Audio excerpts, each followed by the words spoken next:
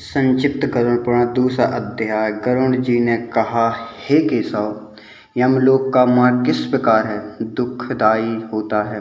पापी लोग वहाँ किस प्रकार जाते हैं, वहाँ मुझे बताइए। श्री भगवान बोले, हे गरुड़ महान, दुख प्रदान करने वाले यम मार्ग के विषय में मैं तुमसे कहता हूँ। मेरा भक्त होने पर भी तुम उसे सुनकर कांप उठोगे। यम मार्ग में वृक्ष की छाया नहीं है जहाँ प्राणी विश्राम कर सकें। उस यम मार्ग में अन्न आदि भी नहीं है जिससे कि वह अपने प्राणों की रक्षा कर सकें। हे खग, वहाँ कहीं जल भी नहीं दिखता कि वह जीवन पी सके। वह प्रयाह काल की भांति 12 सूर्य तपते रहते हैं। उस मार्ग में जाता हुआ पापी कभी बर्फीली हवा से पीड़ित होता है तथा कभी कांटे चुभते हैं और कभी महाविषधर सर्प के द्वारा डसा जाता है।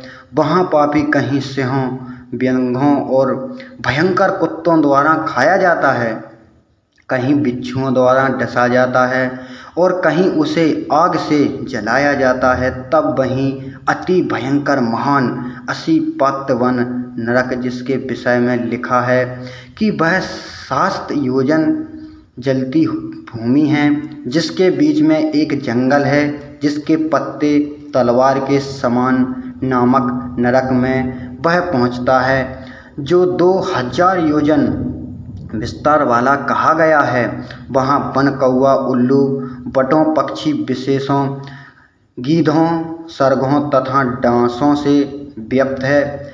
उसमें चारों ओर दव अग्नि व्याप्त है।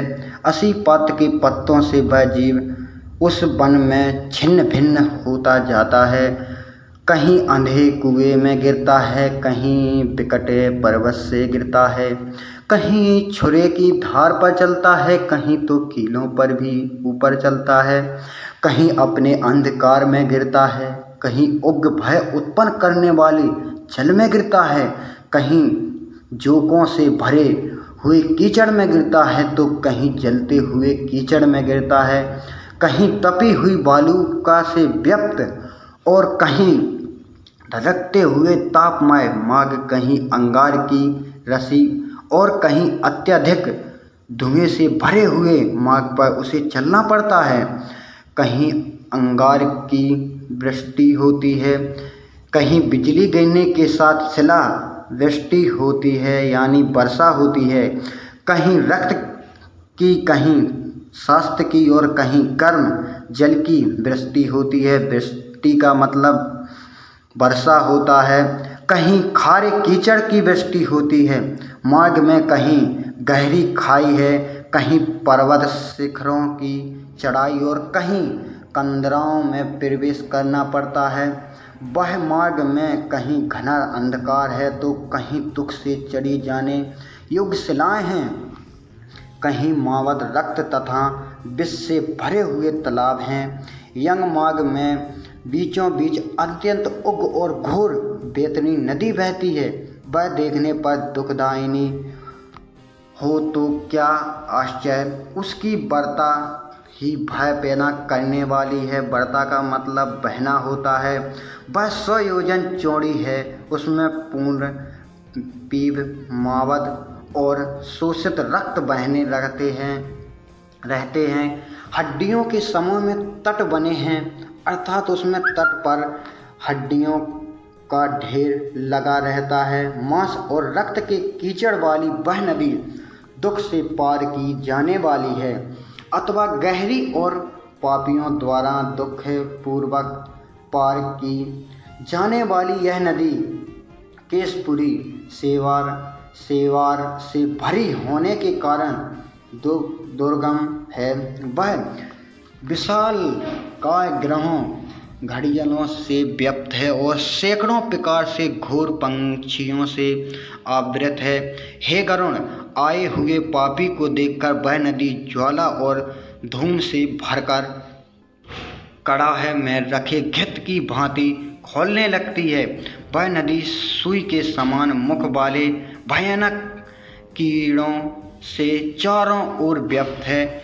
वज्र के समान चोंच वाले बड़े बड़े गीध और कौवे से घिरी हुई वह नदी शिशु मार मागर चौंक मछली कछुए तथा अन्य मांस भक्षी जलधर जीवों से भरी पड़ी है।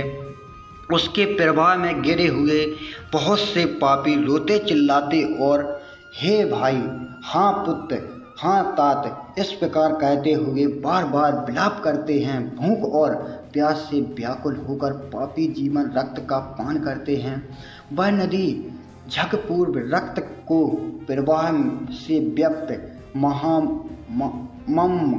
घोर अत्यंत गर्जन करने वाली, देखने में दुख पैदा करने वाली तथा भयावह है। उसमें दर्शन मात्र से पापी चेतन शून्य हो जाता है। बहुत ही बिच्छू तथा काले सर्प से व्याप्त उस नदी के बीच में गिरे हुए पापियों की रक्षा करने वाला कोई नहीं है। उसमें सैकड़ों हजारों भावरों में पड़कर पापी पाताल में चले जाते हैं, क्षण भर पाताल में रहते हैं और एक क्षण में ही ऊपर चले जाते हैं। हे खग, वह नदी पापियों के गिरने के लिए ही बनाई गई है, उसका पार नहीं दिखता। वह अत्यंत दुखपूर्वक तरने योग्य तथा बहुत दुख देने वाली है। इस प्रकार बहुत प्रकार के कलेशों से व्यक्त अत्यंत दुख खाप्रद मार्ग में रोते चिल्लाते हुए दुखी पापी जाते हैं। कुछ पापी पास से बंधे होते हैं और कुछ कंगुस में फंसकर खींचे जाते हैं और कुछ शास्त्र के अग्रभाग से पीठ में छेदते हुए ले जाए जाते हैं। कुछ नाक के अग्र भाग में लगे हुए पास से और कुछ कान में लगे हुए पास से खींचे जाते हैं। कुछ काल पास से खींचे जाते हैं और कुछ कौओं से खींचे जाते हैं। वे पापी गर्दन, हाथ तथा पैर में जंजीर से बंधे हुए तथा अपनी पीठ पर लोहे के भार को ढोते हुए मार्ग पर चलते हैं। अत्यंत घोर यमदूतों के द्वारा मुद्रों से पीटे जाते हैं। वे मुख से रक्त वामन करते हुए तथा वामन किए हुए रक्त को पुनः पीते हुए जाते हैं। उस समय अपने दुष्ट कर्म को सोचते हुए प्राणी अत्यंत ग्लानि का अनुभव करते हैं और अतीव दुखित होकर यमलोक को जाते हैं। इस प्रकार यम मार्ग में जाता हुआ वह मंदबुद्धि प्राणी हाँ पुत्र, हाँ पुत्रो, इस प्रकार पुत्र और पुत्रों की पुकारते हुए हाय हाय इस प्रकार विलाप करते हुए पश्चाताप की ज्वाला से जलता रहता है। वह विचार करता है कि महान पुण्य के संबंध में मनुष्य जन्म प्राप्त होता है, उसे प्राप्त कर भी मैंने धर्मचरण नहीं किया। यह मैंने क्या किया? मैंने दान नहीं दिया, अग्नि में हवन किया नहीं, तपस्या की नहीं, देवताओं की पूजा की नहीं, विधि विधान से तीर्थ सेवा की नहीं। अतः हे जीव, जो तुमने किया है उसी का फल भोगो। हे देही, तुमने ब्राह्मणों की पूजा की नहीं, देव नदी गंगा का सहारा लिया नहीं, सत्य पुरुषों की सेवा की नहीं, कभी भी दूसरों का उपकार किया नहीं। इसलिए हे जीव, जो तुमने किया अब उसी का फल भोगो। मनुष्य और पशुओं के लिए जलहीन प्रदेश में जलाशय का निर्माण किया नहीं, गौओं और ब्राह्मणों की आजीविका के लिए थोड़ा भी प्रयास किया नहीं। इसलिए हे देही, तुमने जो किया है उसी से अपना निर्वाह करो। तुमने नित्य दान किया नहीं, गौओं के दैनिक भरण पोषण की व्यवस्था की नहीं, वेद और शास्त्र के वचनों का प्रमाण माना नहीं, पुराणों को सुना नहीं, विद्वानों की पूजा की नहीं।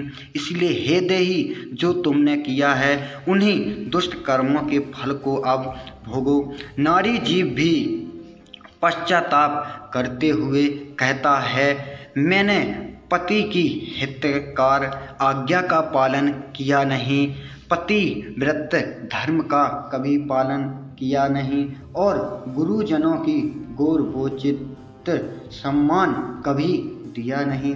इसलिए हे देहिन, जो तुमने किया उसी का अब फल भोगो। धर्म की बुद्धि से एकमात्र पति की सेवा की नहीं और पति की मृत्यु हो जाने पर वही प्रवेश करके उनका अनुगमन किया नहीं, वेदवा प्राप्त करके त्यागमय जीव व्यतीत किया नहीं। इसलिए हे देहिन, जैसे किया उसका फल अब भोगो। मास पर्यंत किया जाने वाले उपवासों से तथा चंद्रायण व्रतों आदि शुभि स्त्रीवर नियमों के पालन से शरीर को सुखाया नहीं। पूर्व जन्म में किए हुए दुष्ट कर्मों से बहुत प्रकार के दुखों को प्राप्त करने के लिए नारी शरीर प्राप्त किया था। इस तरह बहुत प्रकार से विलाप करके पूर्व देह का स्मरण करते हुए मेरा मानव जन्म शरीर कहाँ चला गया, इस प्रकार चिल्लाता हुआ वह यम मार्ग में चलता है। हे तात, इस प्रकार 17 दिन तक अकेले वायु वेग से चलते हुए 18वें दिन वह प्रेत सौम्यापुर में जाता है। उस रामणीय श्रेष्ठ सौम्यापुर में प्रेतों का महान गढ़ रहता है। वह पुष्पभद्र नदी और अत्यंत प्रिय दिखने वाला वट वृक्ष है। उस पुर में यमदूतों के द्वारा उसे विश्राम कराया जाता है। वहाँ दुखी होकर वह स्त्री पुत्रों द्वारा प्राप्त दुखों को स्मरण करता है। वह अपने धन भूत और पुत्र आदि के विषय में जब सोचने लगता है तो वह रहने वाले यम के किंकर उससे इस प्रकार कहते हैं, धन कहाँ है, पुत्र कहाँ है, पत्नी कहाँ है, मित्र कहाँ है, बंधु बांधव कहाँ है। हे मूढ़ जीव अपने कर्म पर्जित फल को ही भोगता है, इसलिए सुदीर्घ काल इस यम मार्ग पर चलो। हे परलोक के राही, तुम यह जानते हैं कि राहगिरी का बल और संबल पथे ही होता है, जिसके लिए तूने प्रयास तो किया नहीं। तू यह भी नहीं जानता था कि तुम्हें निश्चित ही उस मार्ग पर चलना है और उस रास्ते पर कोई भी लेन देन हो नहीं सकता। यम मार्ग के बालकों को भी विविध रहत है। हे मनुष्य, क्या तुमने इस सुना नहीं था? क्या तुमने ब्राह्मणों के मुख से पुराणों के वचन सुने नहीं थे? इस प्रकार कहता हुआ मुंदरों से पीटा जाता है हुआ वह जीव गिरते पड़ते दौड़ते हुए बलपूर्वक पासों से खींचा जाता है। यह स्नेह अथवा कृपा के कारण पुत्रों के द्वारा दिए हुए मासिक पिंड को खाता है। उसके बाद वह जीव सौरियापुर को प्रस्थान करता है। उस सौरियापुर में काल के रूप को धारण करने वाला जंगम नामक राजा रहता है। उसे देखकर वह जीव भयभीत होकर विश्राम करना चाहता है। उस पुर में गया हुआ वह जीव अपने स्वजनों के द्वारा दिए हुए त्रिपक्षिक अन्न जल को खाकर उस पुर को पार करता है। उसके बाद शीघ्रतापूर्वक वह प्रेत नगेंद्र भवन की ओर जाता है और वह भयंकर वनों को देखकर दुखी होकर रोता है। दया रहित दूतों के द्वारा खींचे जाने पर वह बार बार रोता है और 2 मासों के अंत में वह दुखी होकर वहाँ जाता है। बंधुओं द्वारा दिए गए पिंड जल वस्त्र का उपभोग करके यम किंकरों के द्वारा पासा से बार बार खींचकर पुनः आगे ले जाया जाता है। तीसरे मास में वह गंधर्व नगर को प्राप्त होता है और वह त्रैमासिक पिंड खाकर आगे चलता है। चौथे मास में वह शैलागमपुर में पहुंचता है और वह प्रेत के ऊपर बहुत अधिक पत्थरों की वर्षा होती है। वह चौथे मासिक पिंड को खाकर वह कुछ सुखी होता है। उसके बाद 5वें महीने में वह प्रेत कोचपुर पहुंचता है। कोचपुर में स्थित वह प्रेत वहां बंधुओं द्वारा हाथ से दिए गए 5वें मासिक पिंड को खाकर आगे क्रूरपुर की ओर चलता है। 5.5 मास के बाद बंधुओं द्वारा प्रदत्त 59 मासिक पिंड और घटदान से तृप्त होकर वह वहां आधे मुहूर्त तक विश्राम करके यमदूतों के द्वारा डराए जाने पर दुख से कांपता हुआ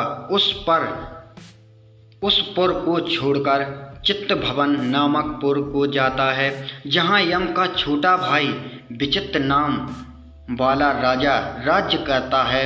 उस विशाल शरीर वाले राजा को देखकर जब वह जीव डर से भागता है, तब सामने आकर केवतधीवर उससे यम कहते हैं, हम इस महाबेतनी नदी को पार करने वालों के लिए नाव लेकर आए हैं। यदि तुम्हारा इस प्रकार का पुण्य हो तो इसमें बैठ सकते हो।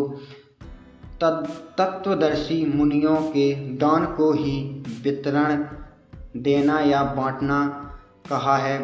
यह बेतनी नदी वितरण के द्वारा ही पार की जा सकती है, इसलिए इसको बेतनी कहा जाता है। यदि तुमने बेतनी गौ का दान किया हो तो नौका तुम्हारे पास आएगी, अन्यथा नहीं। उनके ऐसे वचन सुनकर प्रेत हाँ देव ऐसा कहता है। उस प्रेत को देखकर वह नदी खोलने लगती है और उसे देखकर प्रेत अत्यंत क्रंदन विलाप करने लगता है, जिससे अपने जीवन में कभी दान ना दिया ही नहीं। ऐसे पापात्मा उसी बेतनी में डूबता है। तब आकाश मार्ग से चलने वाले दूत उसके मुख में कांटा लगाकर बांसी से मछली की भांति उसे खींचते हुए पार ले जाते हैं। वह पाषाण मासिक पिंड खाकर वह अत्यधिक भूख से पीड़ित होकर विलाप करता हुआ आगे के रास्ते चलता है। 7वें मास में वह बाह्यपदपुर को जाता है और वहां अपने पुत्र द्वारा दिए हुए 7म मासिक पिंड को खाता है। हे पक्षीराज, गरुड़ उस पुर को पार कर वह दुखद नामक पुर को जाता है। आकाश मार्ग से जाता हुआ वह महान दुख प्राप्त करता है। वह 8वें मास में दिए हुए पिंड को खाकर आगे बढ़ता है और 9 मास पूर्ण होने पर नानाकिंदपुर को प्राप्त होता है। इसी के साथ हमारा अध्याय 2 समाप्त होता है। अगर हमारा कहानी पसंद आई हो तो लाइक और सब्सक्राइब करना ना भूलें। जय जय श्री राम।